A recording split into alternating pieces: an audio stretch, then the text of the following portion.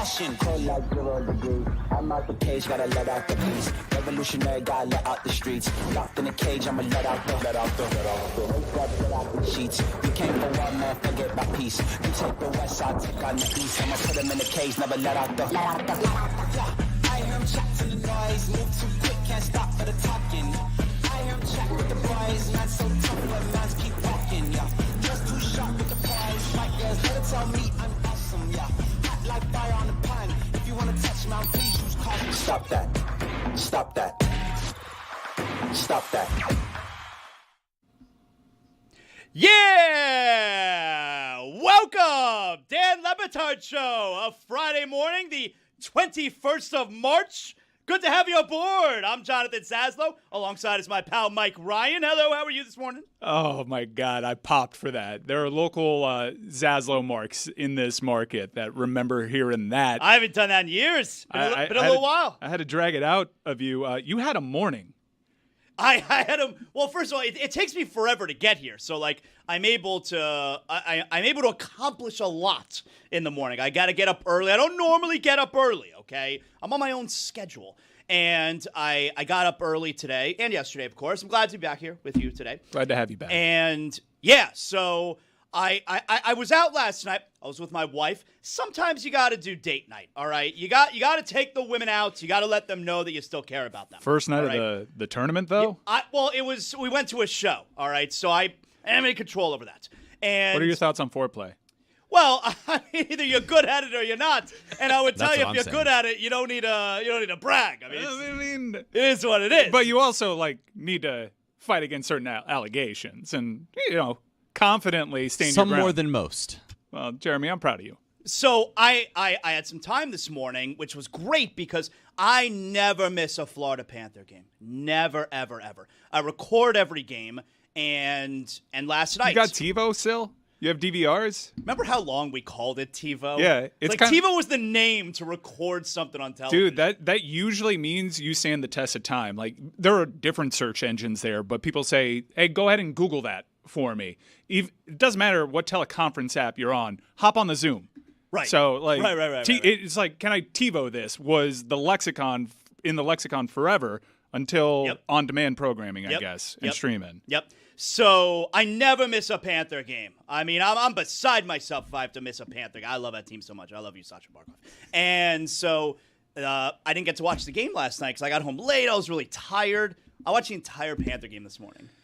All right, so I have a couple questions. Which got the weekend start off on the right foot, by the way. You think I need that shit in my life to start a Friday morning if the Panthers losing? Come on, we're in a good mood today. Barkov was your boy. He was my boy last night. He was very good. So the first question that I have is, were you able to avoid any spoilers? Of course. Yeah. So it's easy to avoid the spoilers last night because, it's on my mind. All right, the Panthers are playing right now. Let's not check Twitter. None of that stuff. But when I woke up this morning, the first thing I did, I go to the bathroom. I'm doing my thing. I'm on the throne. And so I'm scrolling through my phone. Before or after coffee?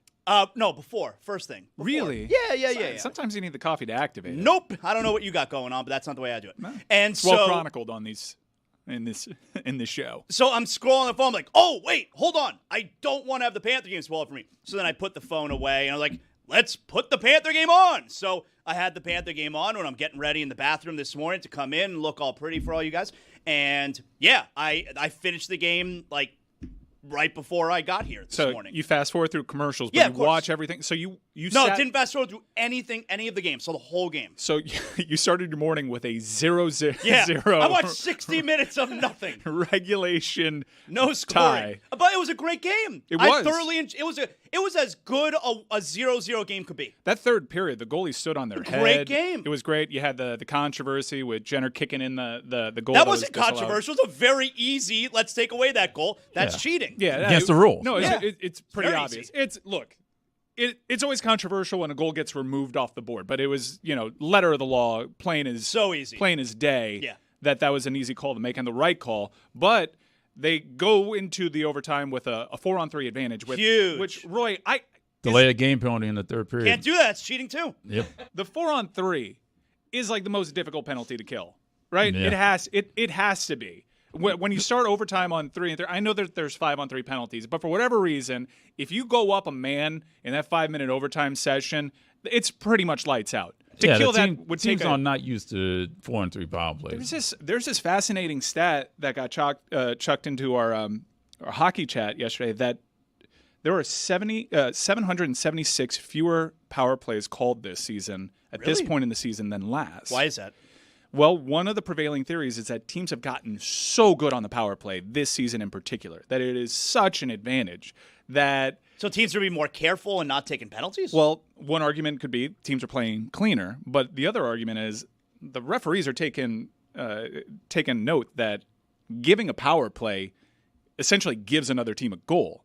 So they're being more judicious when they call these things because it is such a huge advantage. I mean, heck, last night, the penalty at the end of regulation was just the fourth penalty called all game. Yeah, they've been calling fewer penalties, and I think the Florida Panthers, because they're reigning defending Stanley Cup champions, they're playing a lot of games that have playoff-like atmospheres. Yeah, you're getting everyone's best punch every night. And the refs, they swallow the whistle in these games. But if we are indeed in a new era of the NHL where the Stripes are swallowing the whistle some, that benefits the Florida Panthers, who are an excellent 5-on-5 team. Great 5-on-5 team. I can't help but remember last year in the Stanley Cup Finals when you'd have the matching minors and you would have the 4-on-4. What a disaster. It was like we were on the penalty kill. It was a disaster against that Edmonton team every time that you had to go 4-on-4. But yes, normally even strength is a positive for this team. So my weekend got started off on the right note. I don't need to start the weekend with a Panther loss. I'd have been in a terrible mood this morning, and I want to be in a great mood for you guys. So I'm ready to go. I'm firing all cylinders here. This road trip hasn't exactly been the best for the Panthers. And the schedule for the rest of the season, it's going to be tough on tomorrow, too. Tomorrow you got Washington Capitals. Another back-to-back. Ovechkin now 7 away from the record. I don't like that he's going to get that record, but it is what it is. It's futile for me to root against it. You know he's also like third in hits all time? Yeah. He's just a remarkable player. He's a bowling ball. It's not Gretzky, but he's a good player. Well, he's about to be, at least for one of the more important aspects of the game. It's not Gretzky. Well, his nickname is not the Great One, but it is Alexander the Great. Yeah, the Great Eight. Yeah, so. No, they needed that. They needed those points last night because you got Washington tomorrow, and it's what are we talking? It's a 2-3 road trip. Toronto so within striking distance. Thankfully, they're even. Yeah. I mean, they're tied with Toronto. Thankfully, there's been a recent dip in form, but they got that a comeback victory against Toronto. One last Panther topic before we move on, and the reason why we're starting with Panthers is because he just watched the game this morning. I'm in a great mood. Come on, they're defending Fresh Stanley Cup champions, and March Madness is March Madness. We keep trying to tell you this. It's not a good tournament. There's individual moments, but especially when the secret sauce, Tony, ain't coming through. There was secret sauce in a couple different games. Percolating. What is the secret sauce? White guys. Yeah, that makes sense. 2025, baby. That's kind of always been the secret sauce for the NCAA tournament. Always has been. Always has been. Got to get a Cherokee Parks in there. Got to get a Christian Laettner. Got to get a Norman Osborn hairline in there. Yeah, Jimmer. You need the secret sauce. Roy, your thoughts? Greg Paulus. Nah, I haven't watched a single game yet. It's because you're waiting for the secret sauce. Yes, I am. We'll get to March Madness in a second, but I do want to button one thing up on the Florida Panthers because I think you kind of got my ass yesterday on the Brad Marchand thing, and got that ass. You got that ass. Hey, you got it. If the people in the locker room are okay with it, I got to be okay with it too. Right. But I'm also an emotional fan. I'm not getting paid by the organization to make this work. I see his stupid face, and it conjures up all sorts of emotions, and it's going to be difficult to deprogram myself for that. He may have good moments in that red shirt. That would help. That would certainly help. But I also think he's incredibly overrated at this point in his career. I know he's a great playoff performer. 20-goal scorer so far this year. I mean, at 36 years old, good. People got to get the numbers on that team. Pasternak's got to get the numbers on that team, but Florida is way more loaded than Boston. And I look at what my preference is. I think on merit, you could argue, and it's not going to be the case. He didn't come here to be a third liner. But I think on merit, you could argue Brad Marchand, talent-wise, at this point in his career, would be a third liner. It's all about fit and where you want him. I do kind of want to see the Bennett Tkachuk thing just laugh at everybody because people are going to hate that line. But, Roy, are you with me on this? No, he's going to be straight up on the second line, and that line is going to be it's going to be I understand he's going to be on the second line. And the power play, by the way. He's going to help tremendously. But at this stage in his career, if you tell me in a vacuum, who would you like to see hit the ice a little bit more? Mackey or Brad Marchand? Well, Mackey. I'd like to see Mackey more. I think he's far more effective. I think there's probably an argument to be made for Verhaeghe, which I'm starting to regret that contract a little bit. Yeah. It's probably not the same. We've probably seen the best of Carter Verhaeghe. I mean, that's not a hot take, but it's certainly something I'm concerned about. I don't know.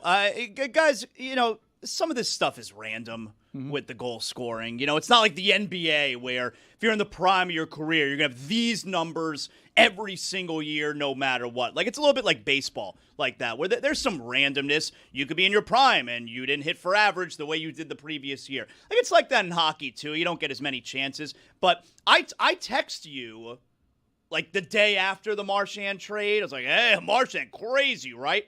And Mike texts me back, I hope he's a healthy scratch every game. Wow, man. Don't like him. Wow. And look, I've never hated a hockey player, more than I hated, I guess, Brad Marchand. Never hated a player more. So it's really difficult to digest that they just traded for this guy. And my whole deal was I need to hear him say he wants to win a Stanley Cup with the Florida Panthers. I needed to hear him say that. And he essentially did. He did on the Monday of the press conference. And then on Tuesday, he's out there skating with Sam Bennett. And Sam Bennett posts the picture with the two of them and says, just a couple of scumbags. That and was it's like, great. okay, well, if the guys... See, here's the thing where I say to you, if the guys in the dressing room are okay with the guy that they used to hate, don't I kind of have to be okay with the guy? And the difference is with hockey, in football, when the Dolphins play the Jets... The Dolphin players don't hate the Jet players. The Jets players don't hate the Dolphins. The fans hate, but the players don't hate. The difference in hockey is they do hate the guys in the other dressing room. I mean, Ryan Lomberg, who plays for the Calgary Flames now, they were playing the Tampa Bay Lightning earlier this season. He says, I hate these effing guys. You don't even play for the Panthers anymore. These guys actually hate the other guys in the dressing room. Miss Loms. And so if they're okay with it, I kind of have to be okay with it then. All right. Well, let me ask you this. If you're a noted Heat fan, one of the most famous and celebrated Miami Heat fans in the nation, your face is first up on Celebrity Picks on ESPN. On That's right. Right next to Vital and Billis. Yep. So you are a Heat fan of repute. Let's say Allen Houston came to town and wore a Miami Heat uniform. Do you think you'd ever warm up to that? If Jamal Mashburn's cool with it, I'm cool with it. I'm actually not cool with Jamal Mashburn. Clarence Weatherspoon's cool with it. I'm not taking cues from Mashburn and what he likes and doesn't like. I'm not even comfortable with him sitting first row at the Heat games. Would I have been okay with Allen Houston on the team? Yeah, I mean, I would have had to have been. What, am I going to root against him? It's not like he's a bad person off the court. I was always rooting against Kyle Lowry. Always. I did not like that. Well, obviously. Hated that guy. I mean, I told you a million times. I mean, I've never disliked the Miami Heat. It's very rare that I dislike a player who's on my team. I'll find a way to root for them. And I actively disliked Kyle Lowry his entire time here. It just shows you how terrible Terry Rozier has been, the fact that I'll sit here and tell you that was a terrible trade, but it also tells you how badly the organization wanted Lowry out, that they were willing to trade him for Rozier in a first-round pick. I hated Kyle Lowry. So there isn't anyone in the Heat's history. They've had storied rivals. People forget how intense that Pistons rivalry was. Like, yeah. I hated that team. Oh, yeah. Like, if Paul Pierce came to town and wore a Heat jersey. Yeah, Paul Pierce, that's what I think that was the comparison I made with Brad Marchand, where it had been like if the Heat traded for Paul Pierce, and I don't want that. You think I want to root for that piece of shit? Like, I don't want him on my team. I will not root for him. It's the truth. That is the truth. What I said was the truth. Yeah. That's right. And credit to me. I'll tell it to his face. He knows that. Yeah, good for you for not backing down, man. Was I here on a day that Paul Pierce was going to be? I think David Sampson was grilling me about, why would I not want to do a show with Paul Pierce? Why would I? How about Paul George? Is he in that? Who's in the Pantheon? I mean, Paul George isn't really... Charlie Ward? Charlie Ward was, like, hitting me on, like, multiple levels. I hated Charlie Ward so much because he cooked Miami as a quarterback at FSU. Well, and he pulled that dirty move on P.J. Brown. I mean, he absolutely tried to undercut him. He tried to hurt him. There's no... I would tell that to his face if he was right here in this room. You tried to hurt P.J. Brown, all right? Put it on the poll. For Miami fans, is there a special place in hell for Charlie Ward? And certainly Larry Johnson. Don't like Larry Johnson. I'll never like Larry Johnson. He was purposely trying to elbow Zoe in the face while he was wearing a face guard. All right, he had a broken orbital. That's a situation where the locker room wasn't okay with the player in there. Like Zoe and Larry Johnson hated each other, right? Famously, when they were both. Yeah, Charlotte there may Hornets. have been something going on, personally with the two of them when they were in Charlotte together. Yeah, I don't know. So if Zoe tells you can hate on Larry Johnson all you want, like you'll never find yourself getting out of your seat. I still boo Zoe. Larry Johnson. I still boo Zoe. What do you mean? Boo Zoe? Yeah, I will never let that go. You know what he did. He knows what he did. What did he do? Zoe's Summer Groove. Everybody knows. He and Mackenzie Weegar both know what they did. Well, Mackenzie Weegar come on, definitely knows Mackenzie. what he did. He definitely knows what he Bad did. defense, man. That was a terrible night. So you had date night, which means you, I guess, luckily didn't watch any of the tournament games. The tournament games were kind of stinky. Tournament was not good yesterday. It was not good. I watched almost the whole day. It was not good yesterday. Last year we ran into this too, especially with the first two rounds. We kept waiting for those moments, and then we had to wait a little bit later. No, but you do get them. Like it evens out. It's pretty likely you're going to get the madness today since you didn't get it yesterday. We got madness yesterday. McNeese State beat Clemson. Will Wade is now leaving McNeese State. Well, that's obviously he's a Clemson guy. Right, that was a wild. fun story. Well, madness that wasn't buzzer shocking. beaters. Madness is buzzer beaters. Like Okay. McNeese, like they kicked their ass. But the end, but they came all the way back. I know, That part of it made it at least down the they stretch. put a little there bit were- of makeup on a pig there. You're they right. never had the ball with a chance to tie. That's correct. Yeah. But at the same time, those final few minutes, you're looking at the clock and going, It was getting interesting. "Oh boy, they might Yeah. make it all the way back Getting here." tight. I was happy as someone sitting on Clemson Live plus 12.5. There you go. But Stripes also kind of played a role in that too. Like they were letting them play there a little bit. But there were no big shots. There were no buzzer beaters. That's the madness, all right? And because we didn't get it yesterday, I think we're going to have an overwhelming amount of madness today. This sounds like a toasted bracket update. So, who'd you guys have in your brackets yesterday? Any big losses in your particular brackets? I'm going to be so bad at helping you out here. This is the first year I haven't filled out a bracket. Wow. Good. I'll take the reins then. Yeah, as Drake was the easiest call of the entire bracket, the entire March Madness. Bennett Sturtz and them boys. He's a good player. Good player. And what is he? He's got the secret sauce. Thank you. Yeah, Mike, when I said Bennett Sturtz, he was like, maybe, I don't know.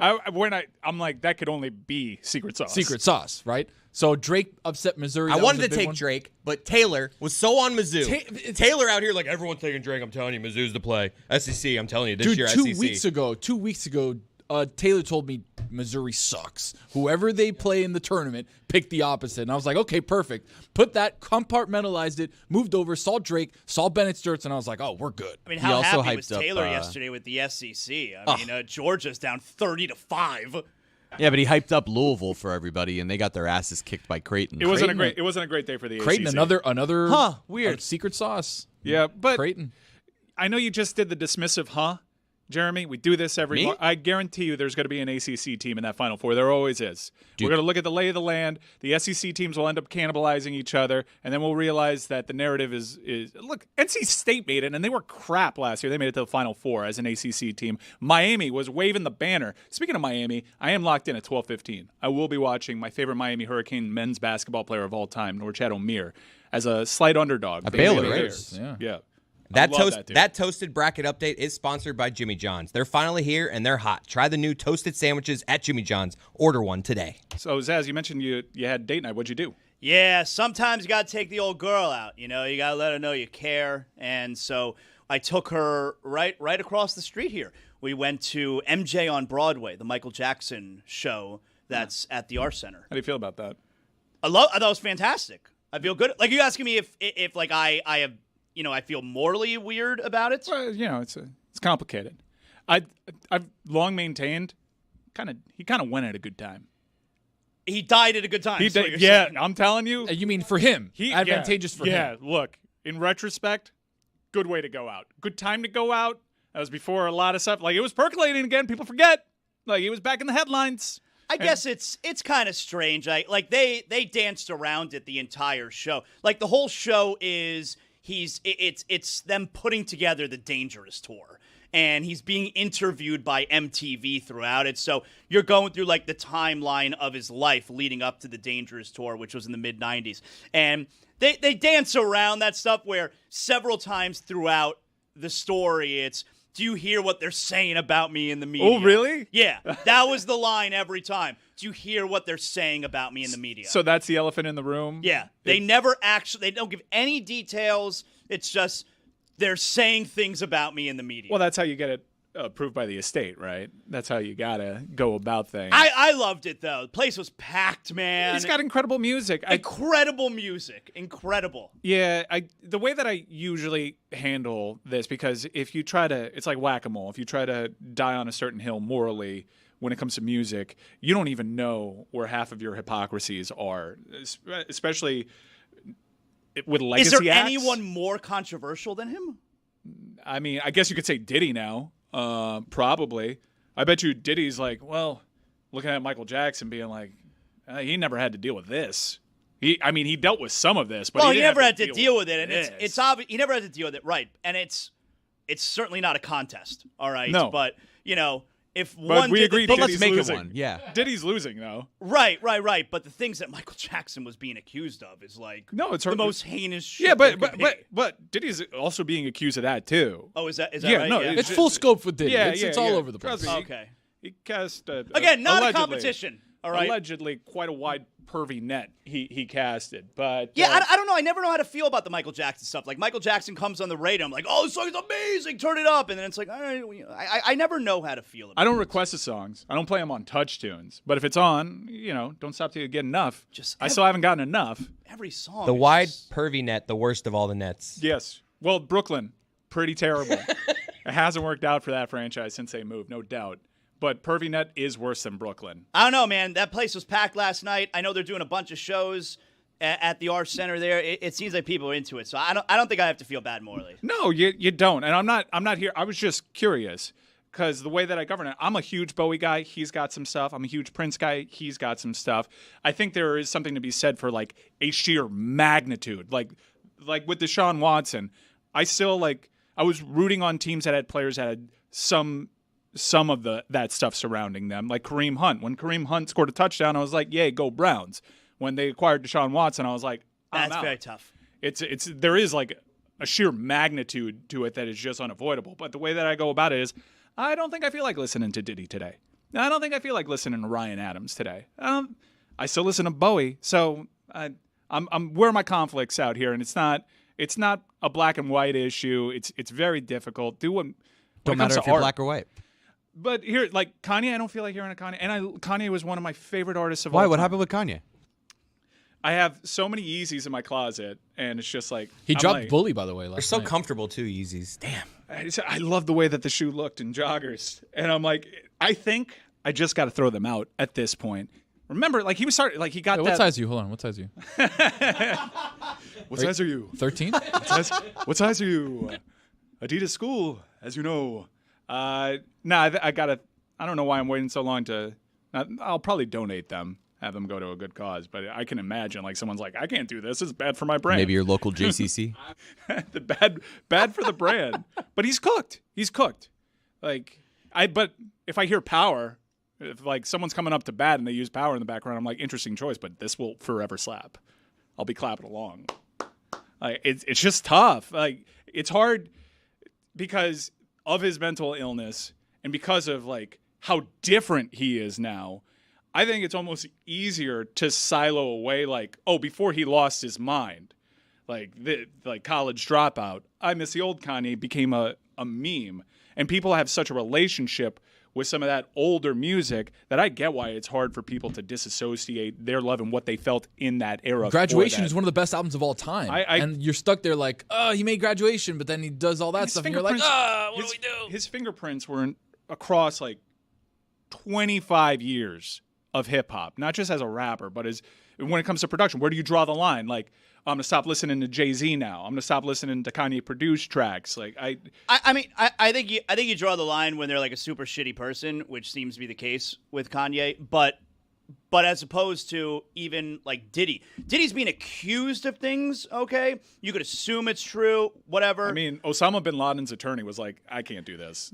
Osama. But Kanye is like. they're not accusations. Like No, he's doing it to himself. Right.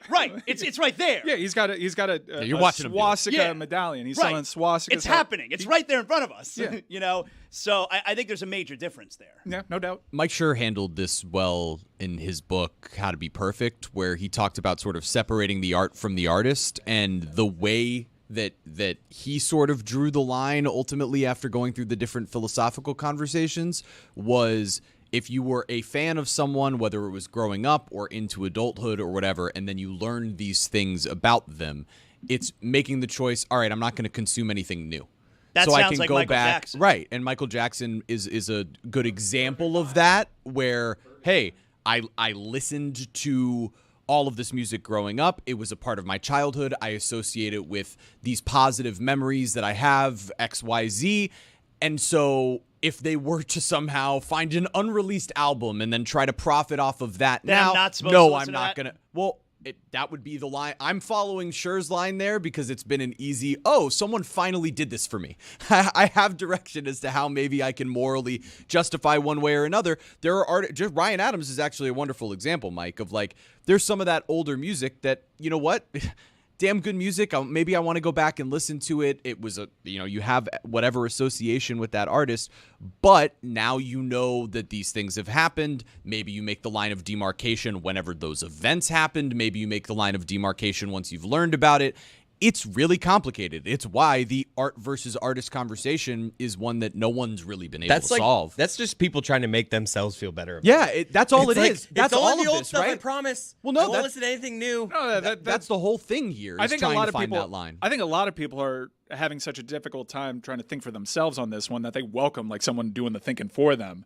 And look, the book's name in terms of sanctimony is called How to Be Perfect, where they try to work through all of these scenarios. And I didn't actually I've kind of pieced together because I've heard a lot of podcasts on this, and I kind of pieced together, for me, it's just, what do I feel like listening to? There will probably be a day where I want to listen to Ryan Adams. It hasn't quite happened. Are you saying yet. Brian Adams or Ryan I will always Adams? want to listen to Brian. Yeah, Okay, because I was like, Summer Summer 69 69 is a banger. I was like, Come what did he on. do? I haven't Heaven. seen anything about Brian Adams. Heaven, that song that he did for Just Don Juan making sure. DeMarco. Are you listening to morality podcasts? Is that what you were saying? No. I'm Oh, listening okay. to music podcasts. Oh, as I gotcha, go in okay. it. Also, the Ryan Adams thing, it's probably unfair to lump him in with all these other What did names. Ryan- Again, oh, sliding okay, scale. I'll just- Sliding I'll scale. just say Again, it. not What did Brian Ryan Adams. do? Well, Ryan Adams was, first and foremost, an asshole, and then accused of grooming, and there were think pieces written on him. All right, we don't like that. He used to be married to Mandy Moore, I think, and she had some not so nice things to say about him. But Allegedly. everyone kind of knew that Ryan Adams was a jerk. In fact, there's this great book on the early 2000s rock scene called Meet Me in the Bathroom. That whole early 2000s alt rock scene that was born out of New York.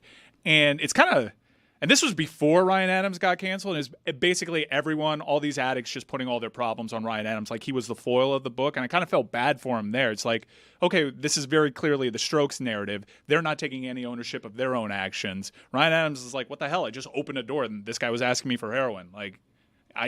I guess it's my fault too, right? So I did kind of feel bad for him. And then all the other stuff came out. This is the most Ryan Adams talk. Again, that's ever Summer happened on a sports 69, podcast. we're good. Good. Just making sure. I That's can't Bryan stop Adams. listening to that when it comes on. That is Bryan Adams. Bryan A Adams. Different Adams, not related. One of them's a Canadian. Brian had to be oh, come on, Ryan, me and you, we're in this together a little bit. Bryan Adams has always mattered way more. Bryan Adams today mattered more than Ryan Adams on his best day. If there was a Christian Cody out there, you gotta keep it clean, pal, because we're associated with each other. Okay, I can't have you out here grooming people. There was a huge Slater scoop locally. People know what that means, but this one was shocking. Roy, Whoa, what happened? What happened? Did you see Roy, this? there's No, no way what Roy happened? didn't see it. I missed it. What happened? WSVN. Oh yes. WSVN is going to become an ABC affiliate. We haven't had an affiliate change in 30 years when I 4 remem- became 6. Yeah, remember they That was swapped. there. I was there for That that. was a big one. That was the big one. Yep. Yeah, it was like a midnight That swap. was more than 30 years ago. That was a big one. That was That's a like, huge what, one. 94? It was going on during SNL, and on midnight, they switched. Yep. I believe FOR was FOR was Channel 6, Yeah. and TVJ was Channel 4. and they switched places. Yep. It was a big deal. But locally in this market, the FOR, the CBS affiliate, and the NBC affiliate are O&Os, owned and operated by the network. So those will never flip unless there's a sale of some sort. So this leaves PLG in a precarious situation. You would assume that... Well, it's a situation that they chose, by the way. Well, yeah, they got outbid, which is crazy because Sunbeam, I think Sunbeam... Well, no, they're saying that they chose, like, hey, this is too much money, we're not interested. So what is PLG going to do? I don't know. Because right now, SVN is going to be both Fox and ABC. That's what's really so wild. the way that I understand... Okay, so this is confusing, though, right? For people who we want to watch sports, all right? ABC is Monday Night Football and NBA on ESPN on Hoops, ABC. yep. You know, there's stuff that we want to watch. The Oscars. And so over the air, it's going to be on like the auxiliary channel, 7.2. That's right. All right, when you're watching over the air. But It's like 104.3 HD2. yeah, that's exactly Yeah. what it's like. Locally, there's like 2 CWs now. That's exactly what it's like. But here's the thing.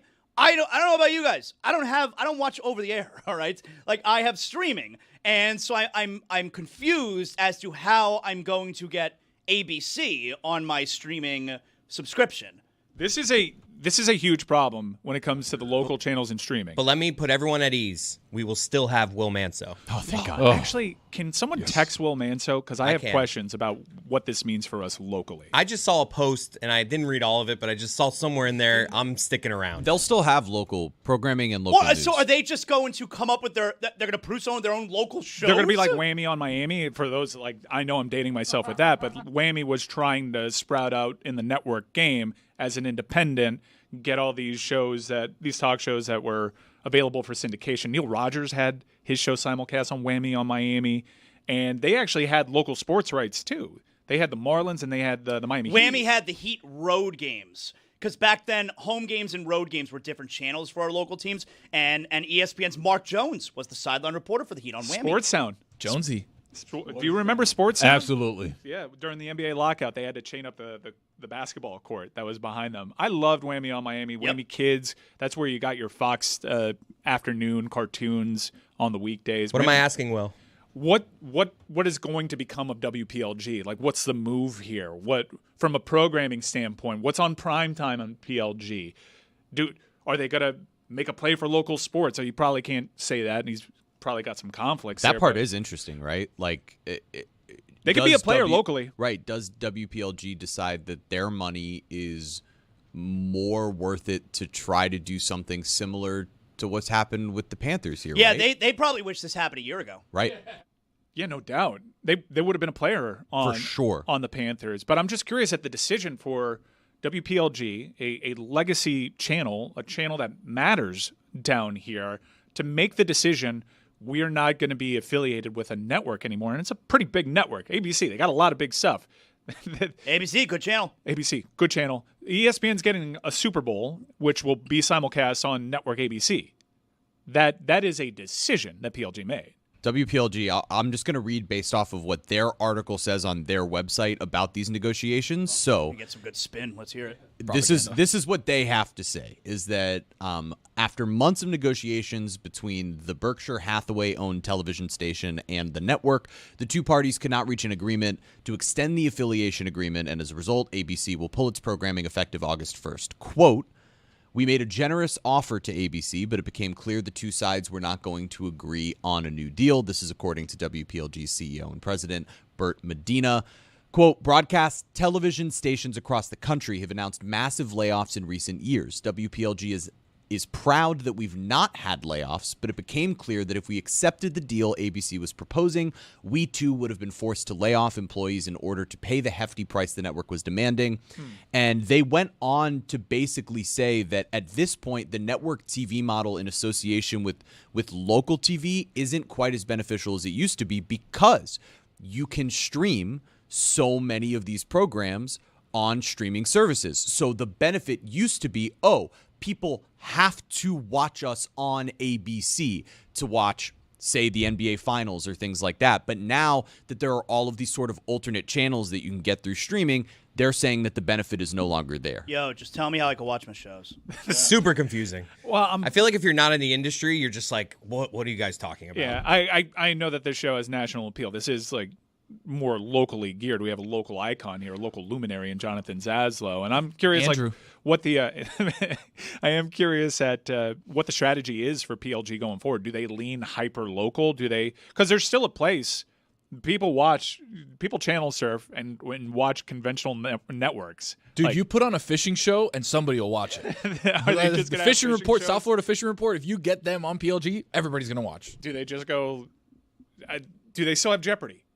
It says they're going to have, quote, a massive expansion in local news and other local programming. That'd be the wise move. They're claiming that the money that they would have been spending on paying ABC to be their affiliate, they're going to invest locally on new programming and things. Should we? We should be on PLG. Should we I was be just on going to say, PLG? Jazz, why don't we put together a little show? Should All we of a be sudden, there? the boys are on PLG Sports talking fan? sports. Yeah, I'm with it, man. I mean, I'm being told they're keeping Jeopardy. All right. By the way. Good job. Sources. Good job. Wait a second. Can we be on PLG? think Like, let's we just can. lean hard local, because I'm more inclined to watch PLG if they're like, hey, we ditched a network. We're here for you. I'm turning away from the newsplex. if somebody wants to talk over there, you look at this face. You put me on WPLG. That's bad news for all other networks. Look at that punum. It's a beautiful punum.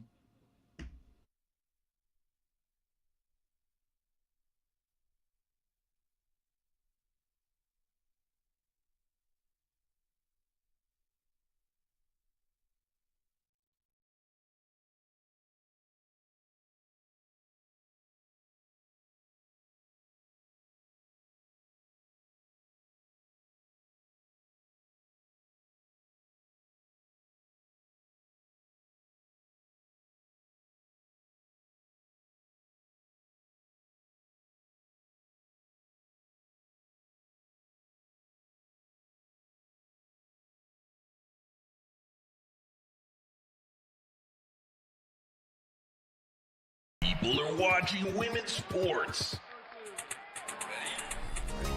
With sports writer Kate Fagan. Dan, where to start here? I mean, I will surprise some people by saying that I went into the game rooting for LSU. Maybe Moki on the side, but falling in love with the joy with which this LSU team played. I mean, it was just unbridled enthusiasm that they were caught in this moment. Even Carson, 21 points in the first half, banking in that 3 at the end. I was texting Jess throughout the game. I was actually kind of teary-eyed at the way that they were just living inside that moment. You don't see that often. There's a lot of other places we can go, though, about like why I was rooting for LSU and but teary-eyed. Teary-eyed. Seriously, because you just like the more we do off the looking glass, the more I pay attention to the history of the game. There has been this disconnect and between like we tell this story on off the looking glass about Cheryl Miller playing for Pat Summitt in 1984, and Pat Summitt really struggling with Cheryl Miller in the opening days of that relationship because Cheryl Miller played with the similar unbridled enthusiasm, doing cartwheels after beating Pat Summitt's Tennessee team when she was playing for Southern California, and Pat Summitt taking objection to that because she was that kind of farm girl from Tennessee who had the stoicism. And then you fast forward, whatever we are, 40 years to this final, and you're seeing a similar thing play out. You have an LSU team that is playing with this kind of black joy, and then you have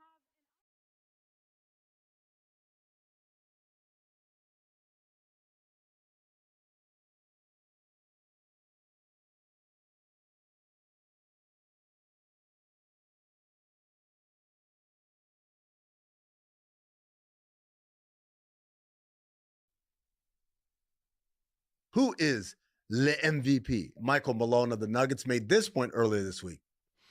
My thing is this, if you didn't know that Nikola won 3 MVPs, and I put player A and player B on paper, and you had no idea that the guy who's averaging a triple-double, the guy who's top 3 in the 3 major statistical categories, things that no one's ever done, he wins the MVP 10 times out of 10. And if you don't think so, I think you guys are all full of shit. So let's indulge Coach Malone. Let's see how full of shit we are. Yeah, and let's put up the head-to-heads, the blind head-to-heads. I wonder who's who.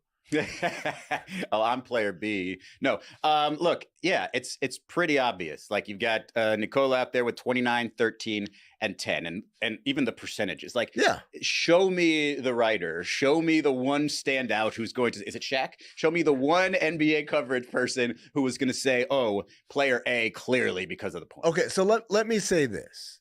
It's a little disingenuous. He's right to a point that yes, there's a thing called voter fatigue, where we just got tired of giving Michael Jordan MVP, so we gave one to Karl Malone and one to Tim Duncan, whatever, right? Should have been Alonzo. And we got tired of giving LeBron MVPs, so we gave one to Derrick Rose and one to whoever, right? Huge mistake. So like that's a real thing. However, if he were saying blind resumes, the thing that's missing on this blind resume is one guy has the number 1 seed in the league, definitely in the conference, right?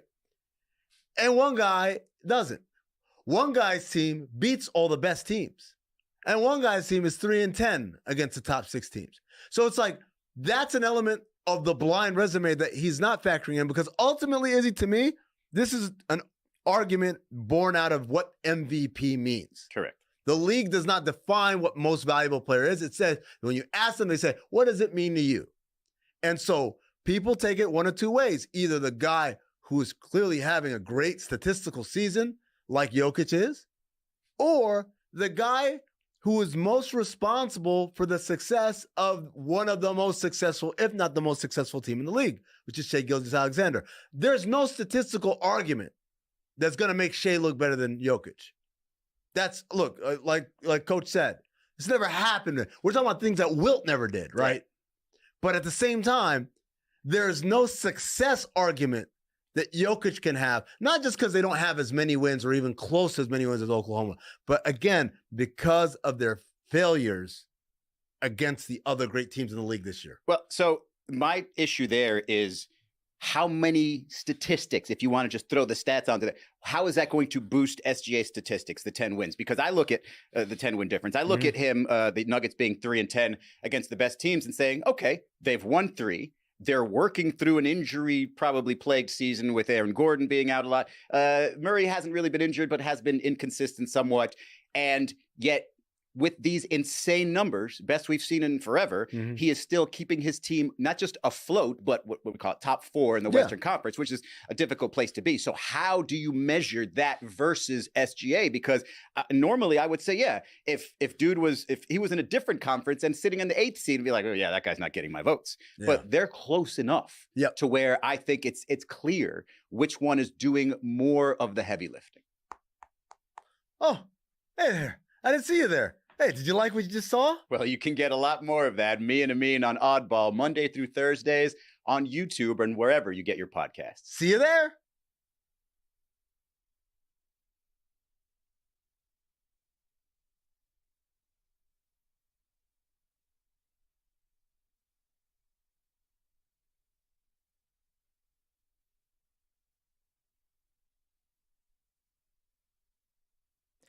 There is a first and last time for everything. For the first time ever, we've got former Miami Commissioner Ken Russell, who is now the first prominent candidate to formally enter the 2025 Miami mayor's race, in the studio, because Miami. This episode of the Dan Le Batard Show with Stugotz is presented by DraftKings. DraftKings, the crown is yours. So there was a story that I was actually pretty fired up about yesterday. It was like the topic du jour, and we didn't actually get around to it. I was stunned. I can't believe it. It's the Dan Le Batard Show with Stugotz, and Dan didn't want to talk about the Jackie Robinson story. It was on a T form. This one's easy, folks. If you asked AI over the last 15 years to take everything Dan has passionately spoken about on these airwaves and create a story that was born for him to speak about. Did he just not get to it, or? I have no idea what was what the hallmark of a good show? Hallmark of a good show. I have good things that I needed to get to, and he didn't get to a Jackie Robinson race and sports story we got and to Ryan politics story that, well, Blaney was great. Was good. I really enjoyed that interview. While this is an easy topic for Dan in the rare winning position where the intersection of sports and politics meet, Ryan Blaney was great. He was terrific. Yeah, I don't even care about NASCAR. I thought he was interesting. He was. But, Jeremy, for the uninitiated, bring them up to speed on this Jackie Robinson story. And there are also friends of the show that got entangled in this, and I'd like to chew on that a little bit as well. There are so many moving pieces to this over the last 48 hours, but essentially there was a story on a government website where Jackie Robinson was celebrated for his military service, similar to a whole bunch of other military heroes that were celebrated here. And that story was removed from the government website. And when you went to go click on the link to get to that story celebrating Jackie Robinson, the link had been changed to include the words DEI, or rather the term DEI, ahead of sports in the link. So initially there was a backslash and then sports dash, all these different things for Jackie Robinson. The link was actively changed and led you to a page not found. Jeff Passan was the one who first put this out there. He was very mad. He was rightfully furious about this. Jackie Robinson's history being removed from a government website as a result of stomping out diversity, equity, and inclusion seems like one of the worst things that we could do in the storytelling of our nation's history.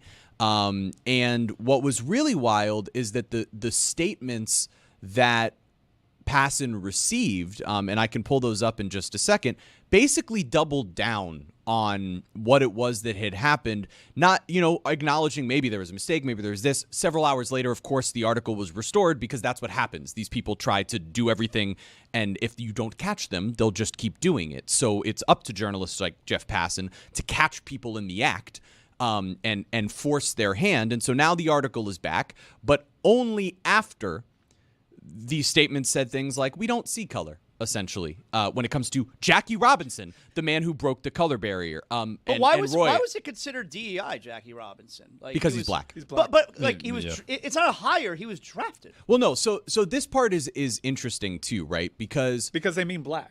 Well, right. Yeah, because exactly, DEI hire all of a sudden has been like co-opted into being something that's negative. A buzzword the way that woke was. Yes. Yeah, the way that critical race theory was before that. Like, they kind of changed up the acronym on that now. In the press release that the Department of Defense, they said discriminatory equity ideology.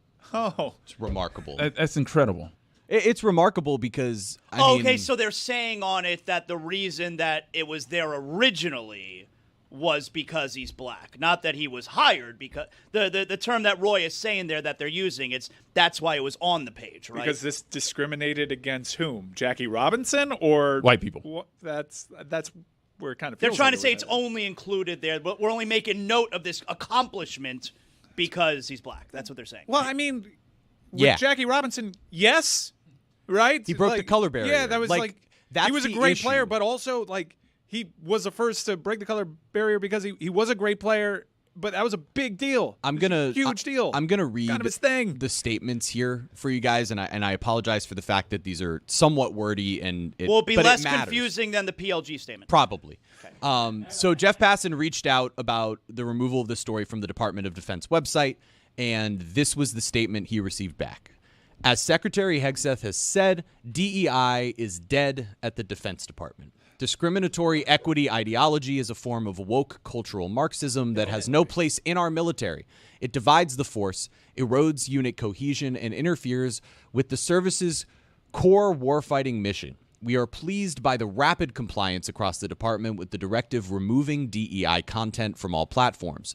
In the rare cases that content is removed, either deliberately or by mistake, that is out of the clearly outlined scope of the directive, we instruct the components and they correct the content accordingly. But there was a follow-up statement just a couple of hours later, because that one was obviously dumb. Stupid. Everyone at the Defense Department loves Jackie Robinson, as well as the Navajo code talkers. Some of my best Airmen. friends are Jackie Robinson.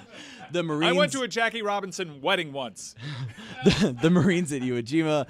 and so many others. We salute them for their strong and in many cases heroic service to our country, full stop. We do not view or highlight them through the prism of immutable characteristics such as race, ethnicity, or sex. We do so only by recognizing their patriotism and dedication to the warfighting mission like every other American who has worn the uniform. DEI, discriminatory equity ideology, does the opposite. It divides the force, erodes unit cohesion, and interferes with the service's core warfighting mission. Blah, blah, blah, blah, blah, blah. I'd be curious if there was freaking like a Ted Williams story Right, that remained up. Yeah, that's what I'm wondering. Like, I guess I understand what they're trying to say there, but I think it's interesting hearing about famous people who served in wars. It's like a huge part of their marketing campaign. Is we used to have to draft people. I know that there were wars going around, but historically, not easy to recruit there. Yeah. Arguing that race, that Jackie Robinson's story shouldn't be viewed through the prism of race is so insulting to not only Jackie Robinson and his memory, but all of the people who came before him and after him, not only in the military, but in baseball. Like in sports, this is truly, truly, utterly offensive. It's almost like they forgot why he got court-martialed in the first place. He was on an Army bus. As a commissioned officer, by the way, a second lieutenant, he was told to go to the back of the bus. And he got court-martialed for not doing that. I know Zaz says I get what they're trying to say there, and I guess I kind of too, like the spin on it, right? But to ignore race is to ignore a pretty big connection point. Your job is to recruit, like ultimately all these branches of the military are actively trying to recruit people to join. And race is a connection point for a lot of people. Jackie Robinson's story might resonate with people that you're actively trying to recruit. They may be black, they may be Latino, they may be white, but it is a story that resonates in part because he was a dude that broke the color barrier. To ignore that fact works against your best interest if you're actively trying to recruit people. You know who it doesn't resonate with? Robert Griffin III. Because he went on Twitter last night What'd and he said, say? He said that you need to separate politics from sports. And you shouldn't talk politics on sports shows. Well, it's that's what we're doing right now. That's awfully convenient. Oh, that's because you had people on television yesterday who were talking about it, right? Okay. Yeah, Stephen A. Smith. So Stephen A. Smith did like a 6-minute thing on this on First Take. You can have your opinions on that, but that didn't really get aggregated all that much. But Dove Kleiman is calling for Mina Kimes to get fired because she did like the easiest take on this with her around the horn victory time, her FaceTime there. It was weird. They went at Mina. And I understand why they go at Mina. They have algorithms for this stuff. They know who does numbers.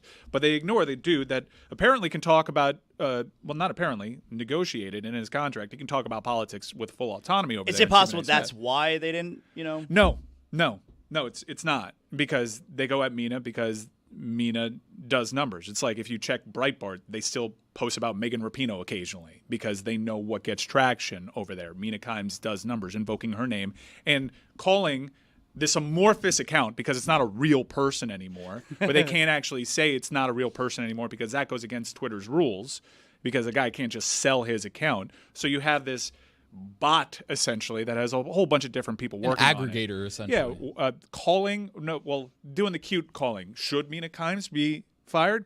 As some people are saying this, and it's overly ridiculous and it's totally unfair. And I hope that people dunk on Dove the way that Mina did. But to the Robert Griffin III point is, this is a sports story.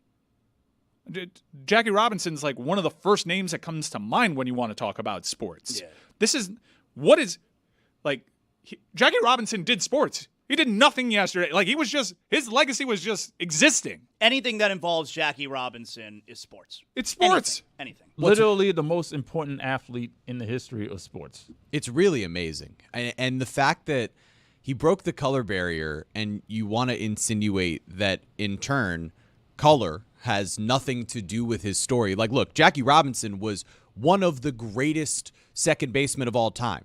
That's not why number 42 is retired. No. Number 42 is retired because of what he had to go through, the racial epithets being hurled at him throughout his entire rise into being a big leaguer.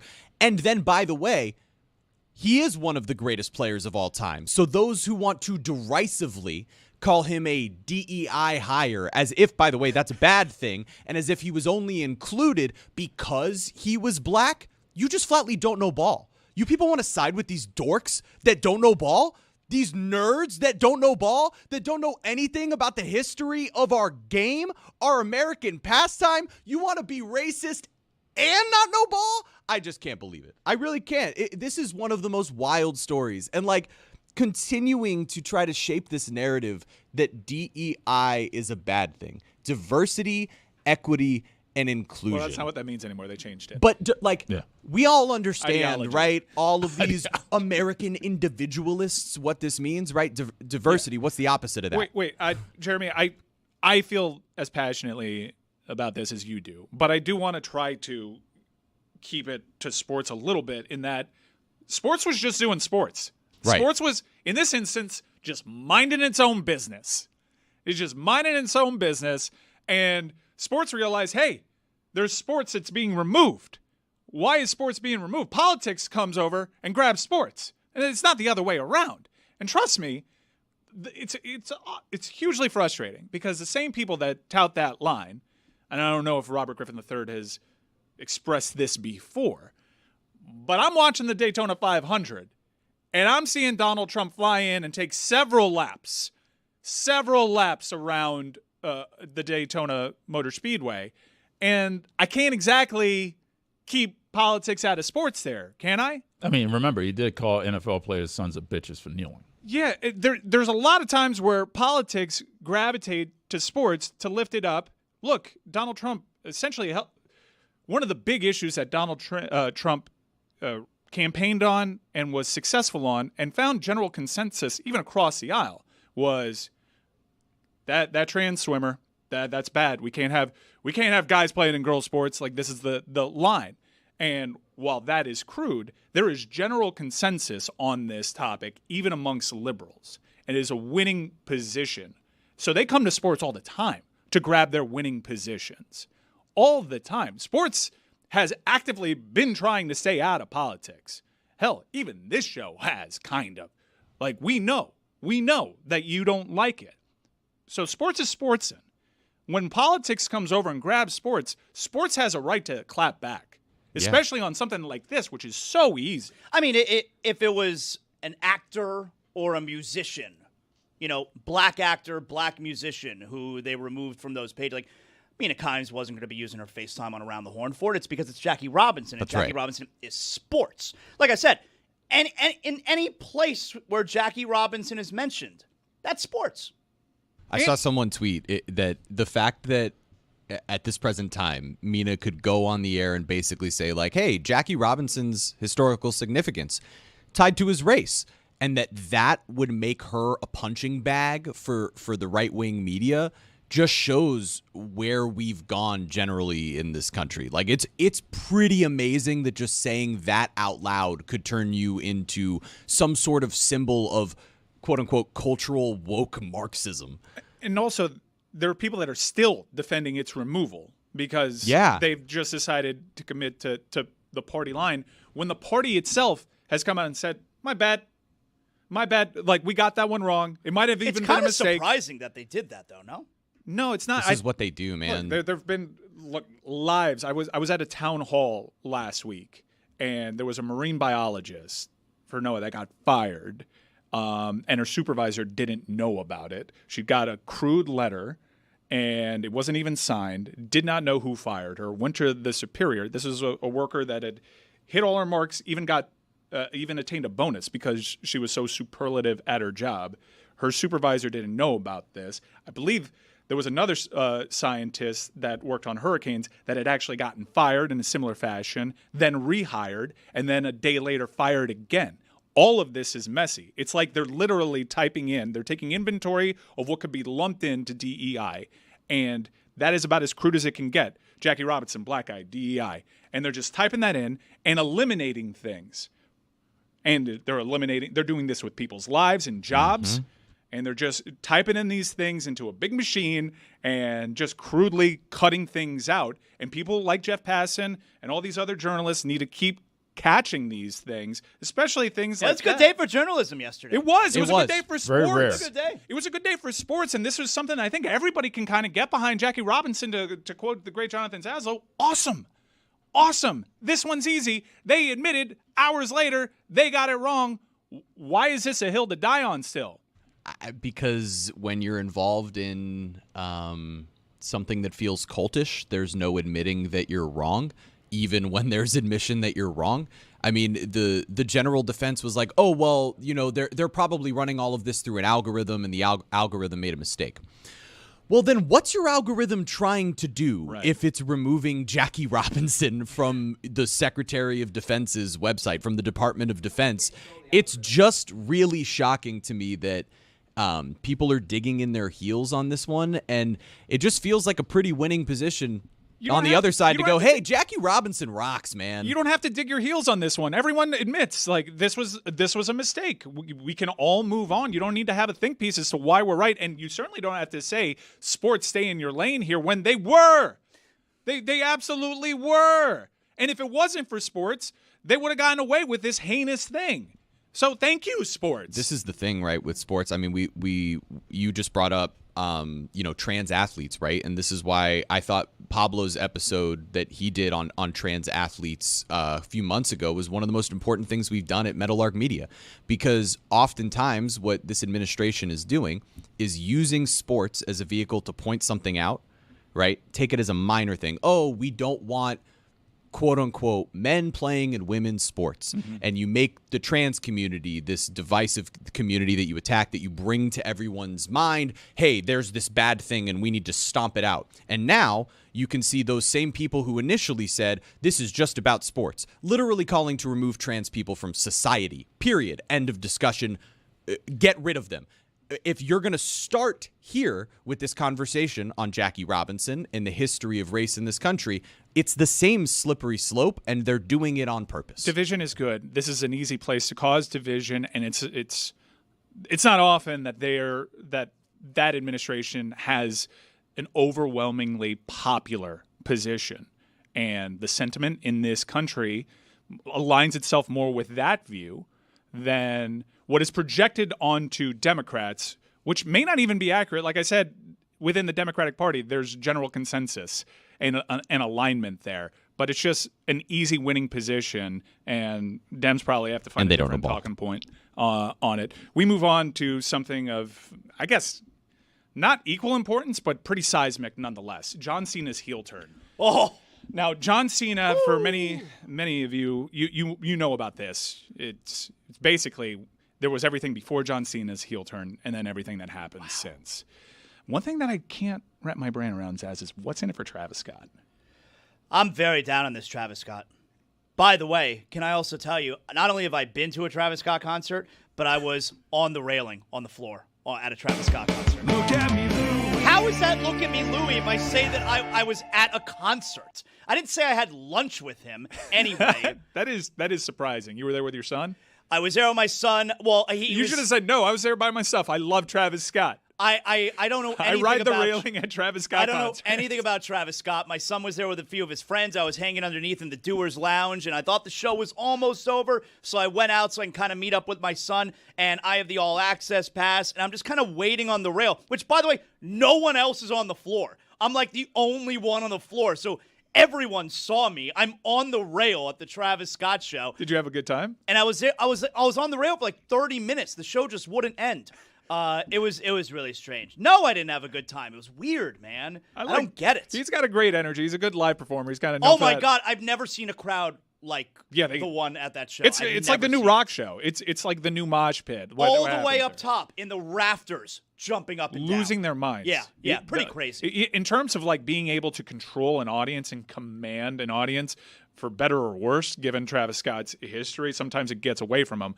But being able to put fans in a total uproar and get them to lose their minds, Travis Scott can command an audience. And I know that it's loaded given his history, but I don't know why he would punch Cody Rhodes in the face. Yeah, that's why I'm down on him. He punched him right in the side of the head. I don't like that. He couldn't even block it. He couldn't defend himself. Cheap shot that seemed to do some real damage. Yeah, he had a busted eardrum apparently, and he showed up to work 2 days later, Cody, and he had a busted up eye. I'm very down on Travis Scott. Poor Cody. But then John Cena disappears for a couple of weeks, and we don't have any answers for his actions. All we have are questions. So John Cena finally appears. And by the way, great idea to have this build-up for WrestleMania really kick off in earnest in Europe. European crowds are the absolute best.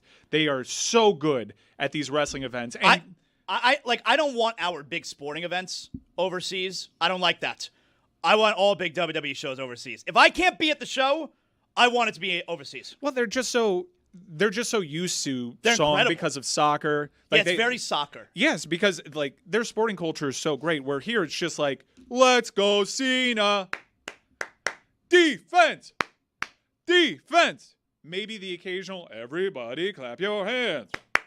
But you're saying bangers right now. What's wrong with what you're saying? And look, I'm not trying to reinvent the wheel here, but I do like what Europe does with it, where they sing popular songs, and they make soccer chants into wrestling chants. It's a great thing. We should encourage that here in the States. But it's really good for WWE too, because it helps establish clear narratives. And the fans watching at home are going to take their note from the fans over there in the audience. Yeah. Cody Rhodes is actually still over as a babyface, this rare white bread babyface. It's a perfect crowd, man. It was great. So John Cena comes out, and I didn't like certain aspects of this, but it caught me so off guard, Zaz, because I didn't expect this to be the direction. I didn't expect him to come out in the same Fruity Pebbles t-shirts. Right, me neither. I thought he was going to do something to his look. I thought he was going to... his face changed when he got the signal from The Rock. So but the explanation worked, though, as to why he's keeping the same look, the same colors, the same music. I think it's because they printed a lot of T-shirts, and they probably decided on this heel turn a little late in the game, but whatever.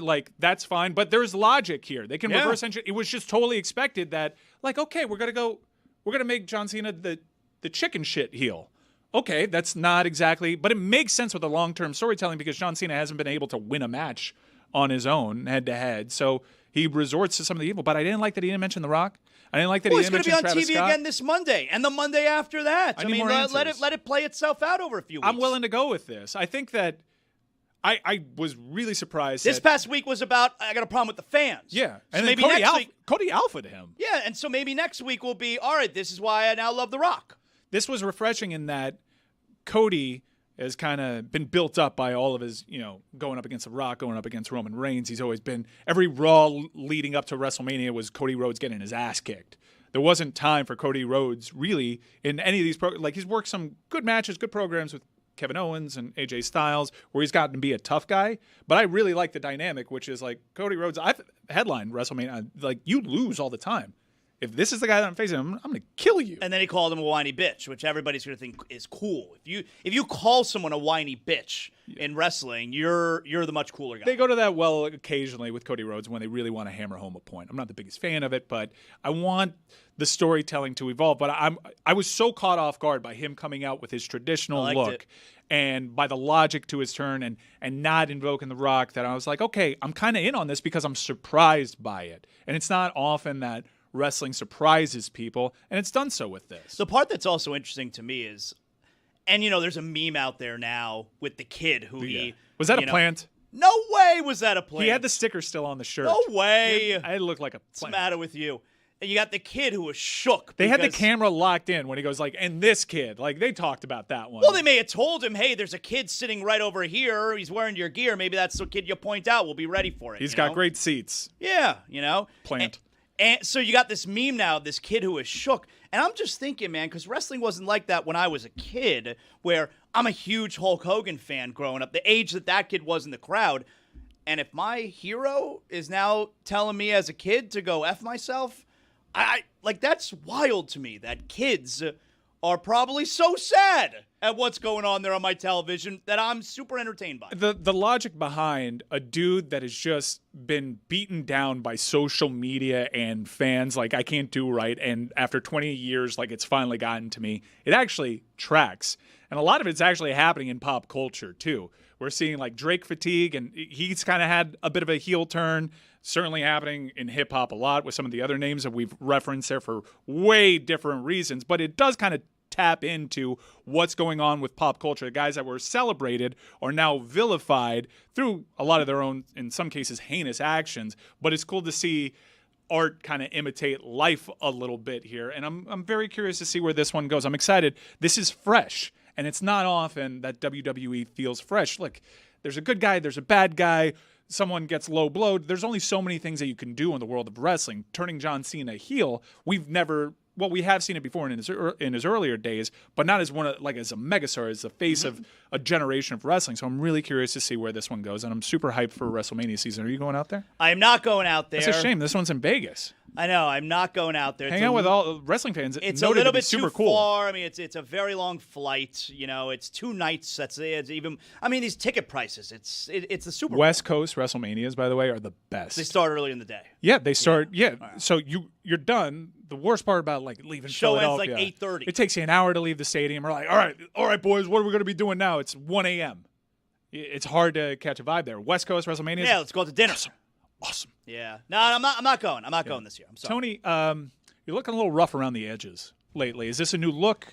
Are you pivoting? I've got a bit of an issue, Mike, and I think I need the boys to help me out. Is this your Justin Timberlake Man in the Woods era? It's called having a newborn. That's what it is. Well, no, but I'm very usual. I'm very regular with my haircut, right? Like every week and a half, I get my fade with a 2 up top and very clean. I cruise, right? Always. My issue is that my barber's out of commission for the next couple weeks until essentially another 13 days. You got to cheat on your barber. So I got to cheat on my barber, but I don't want to. Zaz, I know obviously it's been a while since you've cheated on a barber, but wow. More importantly, what do you think about cheating on a barber where I've been going to this guy for 13 years, 14 years? How often do you go? Every 10 days? I go every 10 days as well. Yeah. Every 10 days. That's like the rule. Every 10 days. Jeremy, it's how close often to my house. you're like a 2 weeks guy? I'm a 2 weeks guy. You nailed it. Yeah. 2 weeks, 3 weeks if I'm really pushing it because I know I have a TV appearance coming up and I want to get it a little closer to that. Chris, TV I think you're like a 3 weeks guy. Oh, I'm more than that. I'd say a month. Yeah. When I had the good hair, I would wait. That cares a giveaway. I'm at least a month. You know, every 10 days. That's. Sometimes I'll even push it to a month and a half, and I'll have my wife clean up my neck, the back of it. Smart. I can't do that. No, Yeah. Eddie play, but you got to go every 10 I do it all days. myself. You don't say. Yeah. I would have never been able to tell that. Yep. Big boy. Roy also does that. That's right. Yeah, Roy cuts his own hair. Yeah, haircuts apparently are $50 now. Dude, they're crazy. expensive. Oh, so expensive. I just switched barbers, some closer to my house, and you can't find one nowadays. Do you for get the under shave? $40. Yeah, the full kit and caboodle. Yeah. With the big blade? Yeah. Are you ever worried he's gonna Right, I guess if I just got a you got a lot haircut, of it might veins be over here, dog. Oh no, I mean right now I haven't. It's not clean at the moment. I didn't go yesterday, but yes, when I do get a haircut, I get the. But you don't get nervous? Nah, I trust them. They're professionals, Zaz. Yeah. All right. So I like that part. I got to It's tell nice. you, I read about sharks attacking people all the time. One thing I haven't read about in a very long time is, oops, Barber accidentally killed somebody. It was Sweeney Todd. That was the last guy, right? The Brian Demon Adams Barber, was in the name. the Demon Barber of Fleet Street was the last person that, and he was intentionally doing it. Right. The accidental throat slash. Never heard the during accidental. the shave. That's something that. Not on and I'd PLG. be on that algo. But by your math, we're kind of due, no? That's a good point. We're probably doing a place that we wouldn't hear about it. Maybe somewhere across the world it's happening, but Europe? here back in wherever. The world's a big you place. Pick wherever A you lot want. of bad barbers out there. Could be a Spain. lot of bad barbers everywhere. Portugal. Who knows? But the issue is I'm already grandfathered in with a price from 15 years ago. Oh, really? No. We've done this on That's- Mystery Crate. So how much do your haircuts cost? We've I'm not gonna shamed talk about Tony.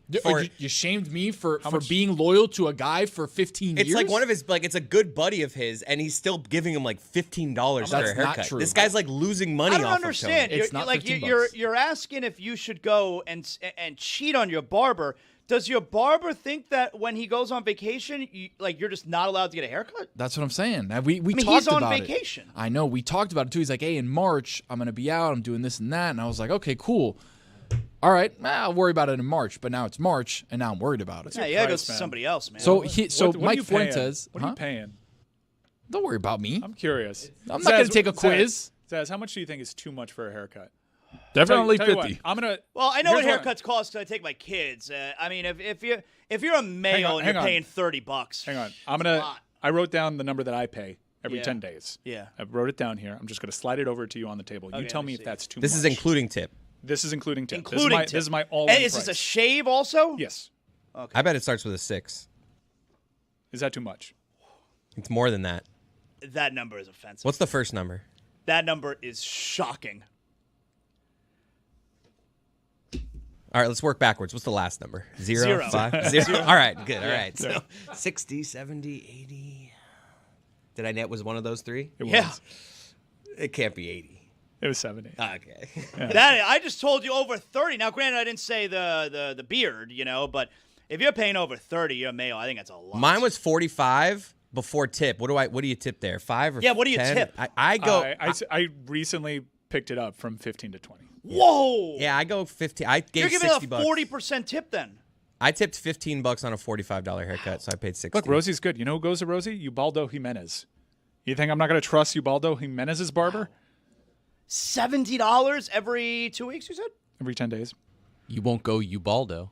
What is not an acceptable tip for the barber? I think they're fine with $5. I give $5 when I take my son. I recently, so it took me forever to go from $10 to 15 because it was just like what I was doing. And then I was like, man, that's pretty bad. Let me get it at 15. And then breaking that routine got me to go from 15 to 20 real quick. But see, here's the thing, guys. I'm in much do you relationship pay? with my barber. See, in a way, I'm almost like an affiliate marketer for my barber. It's different with me. I have a different setup, right? I have so many people that I've recommended to go to him. Oh. And But that Tony, they pay a different So you're price. like Ubaldo But Jimenez he has for a this month. barber. I assume he rents a chair at a place, He right? owns the barber shop, 5-star cuts down in the crossings. Okay. He owns Why it. doesn't he recommend a guy? The Like when a crossing. doctor leaves town, a doctor says, okay, God forbid something happens, you're going to pick up my patients. But Yeah. there's just no way when you text him that you're coming in, he I don't sinks a little text him. bit. I don't text him. I Because he's set just up. like, I'm going No. to make a little less money than I'm I a would. Primos guy. Absolutely not. I'm a Primos guy. I'm a 5-star guy. That's all right. You can be a 5-star guy. Tell me your Through price. and through. Tell I'm me not your going to price. tell you that. But what I'm going to tell you If I drop is, your name, if I say, hey, Tony Collada, you'd set He's me. not saying it because Tony's Absolutely. price is nobody else's price. So That's Tony the doesn't thing. want to say it because then everyone's going to go Because there. everyone's like, I want the Tony price. That's the thing, but you can't always get the Tony price. You got to be there for 15 years. You got to recommend a certain amount of You people. pay half of what I But pay. his rent has gone up. I just don't See, understand. less. That is so messed up. And he's your boy. That's again, Chris. You're not understanding the part that me and him have a long-standing But his rent relationship. has still gone up over the years. There's Of no way course. he's paying less than he was Of 10 course. years ago. No, But- but everybody's like, this guy's such a great billboard for my business. This guy Bingo. goes out like, hey, your hair looks incredible. Where do you get your hair cut? How many times has he Crossings. been on the show? Once. No, He cut my dad's hair. he cut Mike Ryan's hair. Okay, so that's twice. twice. Oh, this was a dude that shaved my head? yes, Twice in 20 years. Terrible job. And you've mentioned it like 5 times. No, he nailed it. I was definitely bald. Just wasn't happy with the results. Well, that's more of an issue but with the Feinbaum look, your boy came back though. Of course. It allowed me to get some topical treatments It's on there almost and really like he attack did the you a problem at its favor. root. No doubt. There was what I kept telling myself is there are some people that when they shave it does come back It comes stronger. back stronger. I Yeah. was- thank That's why God. sometimes you shave babies' heads. All of a sudden, boom, they flow with hair. Yeah, that's So a again, very Latin thing. It is. Affiliate marketers okay? I take care of my people. They take care of me, and that's how we do it. I just don't understand. Like, he goes on vacation. He thinks you're supposed to look sloppy until he gets back? I haven't really. He's putting you in a bad position here. The issue is, so Mike Fuentes goes to the same barbershop I go to. He goes to the guy across from my guy Luke, JJ. Now, me and JJ are friendly, but I've never cut my hair with JJ. So when I got to text Luke, and he's in a different place, or maybe the time zones are off, so I got to text him, hey, can I go to JJ? Like, am I good? Yeah, you want to vet him through your guy. Yeah, exactly. And be like, oh, no, maybe use this guy or that guy or whatever. Or, Or go to JJ. JJ. Right, or go to JJ. Right. So I want to get my guys, like my doctor is going to give me the opinion and then tell me, hey, go to this specialist. I like this guy a lot. He knows what he's doing. How much do you pay for yours? I do it myself. All the time? Or Yeah, all like, the time. You don't have like a black tie event where you're like, Nope. I should probably. No, because I shave my head with the electric razor, like straight up, Okay. the closest. How about on the beard? Just go all over the place. So you let the beard grow for a couple of days and then you No, just I do shave it all. down? I do it all. I don't use shaving cream and a regular razor anymore. I haven't done that in years. Really? Yeah. You just That's raw a thing of dog the it. past. You Well, no, raw I'm dog using it. an electric razor. No, I know. You The raw buzzer. dog the electrical razor. That's not raw dog. That's raw dog. That is raw dog. No, I use the electrical razor all over, beard and head. That Do you get implies, ingrown Mike, hairs? that some people use shaving cream for an electric No. razor. Like, Right. no. But any topical treatments after the fact? No, I don't need it. You got to kind of do that. You get ingrown hairs and whatnot. Alcohol. Do I have any? Yeah. Look, Actually, what? I'm What do looking. you Yeah, mean, right yeah? here. Yeah, you do. Yeah, actually. really? Yeah. All right. Like all across your neck, unless that's rosacea, which it might be the case. Maybe. But it's along the neckline. Am I having So a you bad do, skin day? like there, like on the you got some shaving bumps there, pal. Right We don't have to zoom in there. Let's not do that. To Well, him, he's man. he was lying.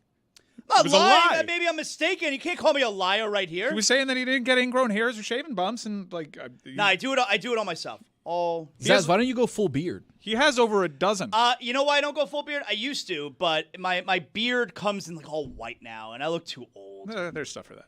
So. Hey, you can- No, I can't do PDs. that because then everybody's like, "Oh wow, you're coloring your beard." Like I've waited too long to do that. I should have done that when it started to gray. Fat Joe has an incredible product. He's on the cover. Yeah. He's on the cover of it. All right, so we'll get away from your hair and back to, look, Sports Equinox is happening. Niche Sport Equinox is happening, especially down here locally. We have ATP, we've got WTA, we've got Homestead Motor Speedway, but everyone's going to be pretty locked in on March Madness, even though the ratings down here are pretty bad historically. Always. We don't have a team, we don't have a horse in the race this year, but give me a March Madness set of the day to get me excited for what's on tap. Start of the day, it is your start of the day. Start of the day, it is your start of the day. Start of the day, it is your start of the day. Start of the day, it is your start of the day.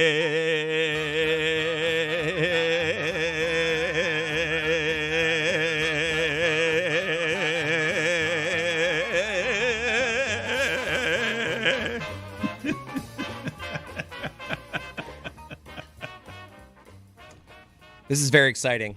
And I know you were thinking like, oh, the tournament. I don't know if I'm into the tournament, so I got something. If you're looking to watch a little, Be into the tournament. if you're looking to watch a little less, yesterday you could have, because yesterday, every single team that was winning at halftime went on to win the game. Yeah. So you could have just watched the first half yesterday and been like, all right, I know how this game's gonna end. Yeah, you actually didn't really have to watch any of it, and you didn't I know I didn't miss much, but I will be watching Omir. That's my guy. It was not a good tournament day yesterday. It was not good. But you're saying the balance of things, it'll work out. It always balances itself out. Always. And it's the fact that we had no madness yesterday. You'll see. You're going to have like 4 or 5 games today where you're going to have the madness. It always balances out. Well, the Baylor game, they're a 1.5 point dog, so it's an 8-9. Live doggy. Yeah, you got to think that game will be close. Well, I don't know. The 8-9 yesterday was some blowout. You know, wasn't that was Louisville and Creighton, right?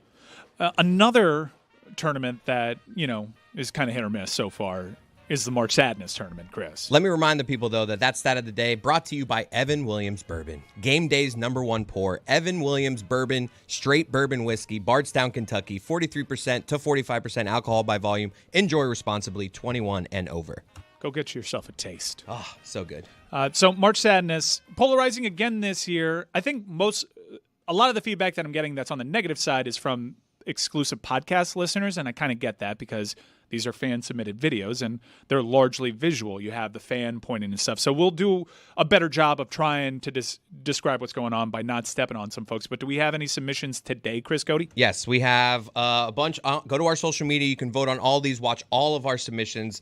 We had matchups yesterday. That voting is done. And today we will release the rest of our first-round matchups. What we will preview right here, a 1 seed. We have Matt, who's doing a great limited fake, versus 16 seed Steven. Limited fake Dan. No one understands how strong Trent Williams is. Dan, 64 fans competing for a chance to do something everyone knows that you don't want to do. You know what we call that? It's called Something's Gotta Give. Bracket busters, buzzer beaters, Cinderellas, upsets, blue bloods. You know what the B in blue blood stands for? It stands for beat count. You know what the other B in blue blood stands for? It stands for best fan of the show. This is a hell of a video. Speaking of hell, Art Briles. Dan, this has been my March Sadness submission. So was that the 16? That's a 16? Yeah. Who's the 16? Billy and the committee did the rankings, but yeah, that's a strong 16 seed. That's a tough break. High production quality there for a 16. That's not the way that a 1 versus 16 should That's go. a tough break. When it's a 1 versus 16, I should never ask, who's the who's one the seed? one? I mean, it was a good limited fake. The Trent Williams. What he did with his face was definitely on brand for Dan. And that 16 seed's beep count. So he's the guy that tracks all the beep count. Like, it's a A1 listener for us. So that's a. But we're not going to rank you higher just because we know you to be a good listener. But we're aligned. But it was a good video. It doesn't have to be a 16. I'm with Don't you. we have alignment though that you should never ask who is the 1 seed in a 1 versus 16. We played a couple 5 seeds yesterday that were not that great. So I don't know. I don't know what's really happening here.